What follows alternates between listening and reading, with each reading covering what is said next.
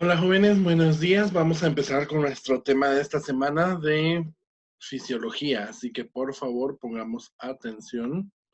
Vamos a trabajar este tema que es un tema sencillo, pero que es importante para comprender toda la situación de el impulso eléctrico como tal. La vez pasada, en la unidad pasada, nos quedamos hablando sobre potencial de membrana, o sea, la capacidad que tiene la membrana de transmitir un impulso por la diferencia que hay de cargas a ambos lados de la membrana. Y básicamente hablamos en pocas palabras lo que es el potencial de acción, pero ahorita lo vamos a poner un poquito mejor. ¿Qué pasa acá? Potencial de membrana en reposo. Recordamos entonces que el potencial de membrana en reposo es el potencial teórico que existe en la membrana en el cual no hay flujo de iones. Sabemos que realmente un potencial de reposo como tal estático no existe porque sí, las moléculas están en constante movimiento y las enzimas están haciendo su trabajo como corresponde. Entonces, ¿qué sucede? Pues el potencial de reposo es un concepto teórico que se supone que existe, se supone que en algún momento se logra, pero no está tan marcado. Sin embargo, se habla de que el potencial de reposo es un potencial en el cual no hay un flujo de iones, los iones están estáticos, no hay flujo de iones en la membrana, o lo que les decía, realmente hay flujo, solo que es un flujo muy, muy bajo, y ese flujo no hace cambios importantes en la electropositividad o electronegatividad de la membrana, por lo tanto tiene significancia eléctrica. Y básicamente hablamos de que su valor es de menos 90 milivoltios. Aquí es muy importante el papel que tienen la bomba de sodio y potasio y los canales de fuga. Por ejemplo, aquí vemos un canal de fuga de potasio. ¿Qué sucede? Recordemos que el potasio es un ion intracelular, perdón, o sea, está con mayor concentración dentro de la membrana y va a buscar siempre salir hacia el exterior por la diferencia del gradiente de concentración que hay entre la membrana interna con la membrana externa. Y entonces, ¿qué va a suceder? Estos canales de fuga van a permitir que el potasio en algún momento logre salir de la membrana y se vaya hacia el espacio extracelular. Esos son los pequeños flujos que les decimos que en algún momento pueden ser sin significancia porque estos canales pues no están completamente abiertos, sino que su permeabilidad es muy pobre y van a dejar salir moléculas, pero no todas las moléculas o no van a ser demasiados como para permitir que se equilibre ambos lados de la membrana con la concentración que van a generar.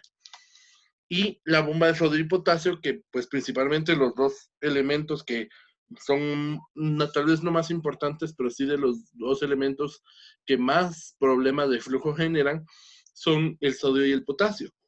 Por lo tanto, la bomba de sodio y potasio tiene un papel muy importante para mantener el equilibrio de la electronegatividad de la membrana. Recordemos que la bomba de sodio y potasio es una bomba electrogénica porque genera cargas negativas, porque saca 3 cargas positivas y mete únicamente 2, quedando una carga de -1 cada vez que hay movimiento de la bomba de sodio y potasio. Solo que esta requiere un gasto de energía. Ahora bien, cuando hablamos del potencial de acción, aquí sí ya tenemos un flujo de iones, o sea, hay un intercambio de electrones desde el interior hacia el exterior y del exterior hacia el interior, generando un cambio importante en el voltaje de la membrana. Y aquí el valor se vuelve de ser negativo como en los menos 90 milivoltios, se vuelve un valor positivo de más 35 a más 40 milivoltios. ¿De qué depende el 35 del 40? Número uno, del órgano que se esté estimulando, porque si bien es cierto, el potencial de acción lo hablamos principalmente en la neurona, por ejemplo, el músculo cardíaco y el sistema eléctrico del corazón son células que no son neuronas, pero que responden ante los potenciales de acción. E incluso las células más simples, un adipocito, un ostrocito o cualquiera de las moléculas o de las células que conforman el cuerpo tienen la capacidad teórica de responder ante estos cambios de, de los flujos de los iones durante la membrana. Ahora bien, definamos qué es ese potencial de acción. Vamos a hablar de que la potencial de acción es una onda de descarga eléctrica que viaja a lo largo de la membrana celular modificando la distribución de la carga eléctrica. Veamos esto que está aquí. ¿Ven esta imagen? ¿Cómo es que se modifica la carga eléctrica de la membrana al haber el paso de una descarga eléctrica, de una onda, que va a permitir la apertura o cierre de los canales de sodio, potasio, calcio, cloro, y dependiendo de si los deja entrar o los deja salir, pues va a haber un cambio de la membrana.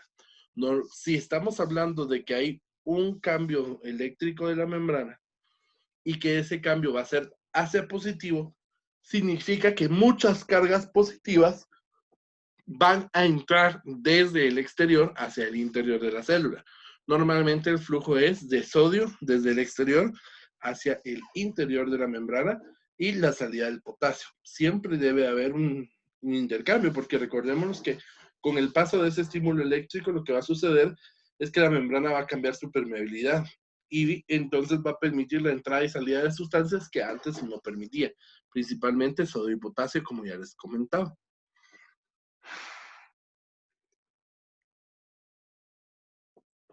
Esta parte es muy importante, la sinapsis. Vamos a ver que la sinapsis es la interacción entre dos células nerviosas o entre dos células como una neurona y la placa neuromuscular, que es parte del músculo para la estimulación de este órgano. Pero básicamente es la interacción que tienen dos células con el propósito de generar un paso de información de una hacia la otra. La sinapsis es importante principalmente en el sistema nervioso porque todas las células nerviosas deben de pasar la información que tienen hacia la siguiente. Entonces la sinapsis se va a conformar de dos elementos. Básicamente hablamos de una neurona presináptica y una neurona posináptica. La sinapsis va a ser la interacción que van a tener entre estas dos. La neurona presináptica normalmente es la neurona que va a enviar el mensaje y la neurona postsináptica va a ser la neurona que va a recibir el mensaje. La sinapsis va a estar conformada, pues, básicamente de un axón terminal, porque el axón es el que va a llegar a hacer un contacto, y el botón dendrítico que va a recibir ese contacto, y un espacio entre ambas células que se va a denominar el espacio sináptico. La característica básica de la sinapsis es, perdonen, me estoy muriendo. La característica básica de la sinapsis es de que van a liberar lo que ustedes ven. El axón debe enviar una información hacia la neurona que está después de la sinapsis, o sea, la neurona posináptica. ¿Y qué va a suceder? ¿Cómo va a enviar esa señal? Por medio de una molécula que vamos a llamar como neurotransmisor, que va a llegar y que va a estimular a un receptor que va a estar en la membrana posináptica. Y una vez llegado ese mensaje de la señal al receptor, que es la clase de la otra semana, una vez que llega esa señal, el receptor la interpreta, manda la señal hacia el interior de la célula y se produce el potencial de acción en el caso de la neurona para poder activarse. ¿Cómo pueden ser las conexiones neuronales? Pues pueden ser de varios tipos, dependiendo de qué parte de la neurona es la que está conectándose. Básicamente, tenemos que recordar la forma, digámoslo así, de las estructuras de la neurona. Una sinapsis axoaxónica significa que la neurona se va a conectar el axón con el axón de la neurona que está a la par. La sinapsis axodendrítica va a ser una conexión entre una axón y una dendrita, y la axosomática va a ser la conexión entre un axón y el cuerpo de la neurona. Aquí lo vemos. Esta es axodendrítica porque está el axón y está la dendrita, y aquí se realiza la interacción entre ambas neuronas. La otra es axosomática porque está el axón y llega hacia el cuerpo de la neurona, y la otra es axoaxónica porque aquí tenemos dendritas, aquí tenemos el cuerpo y aquí tenemos el axón, y el axón de la neurona se comunica con el axón de la otra neurona. Eso que vemos es el impulso nervioso. Llega la señal a la dendrita, llega la señal a la dendrita de la neurona, pues por medio de esa señal, por ese estímulo eléctrico o estímulo químico, genera un potencial de acción que se va a transmitir a través de toda la membrana. ¿Ven estas pequeñas estructuras blancas que se ven acá? Pues básicamente a estas se les llama o es la vaina de mielina. Si se recuerdan, hablamos que la neurona tiene una estructura que va a envolverla para aislarla, como aísla un cable eléctrico, el aislante, el plástico que está alrededor del cable eléctrico, para permitir que el impulso eléctrico sea mucho más, se transmita mucho más rápido. La característica que va a tener esta vaina de mielina es de que va a eliminar algunos espacios de estimulación de la neurona y va a generar una conducción saltatoria. ¿Qué significa? Tienen que pasar todos los procesos de la despolarización, repolarización del impulso eléctrico, en el cual el impulso llega a la neurona. Ese impulso es transmitido hacia el cuerpo y el cuerpo lo transmite hacia el axón. Y en todo el axón se va a recibir esa señal. Solo que, para hacerlo más rápido, toda esta parte cubierta por la vaina de mielina no va a hacer un proceso de despolarización, sino que hasta donde están estos espacios entre cada uno de las vainas de mielina, hasta ahí es donde va a haber despolarización para ahorrar tiempo y recursos.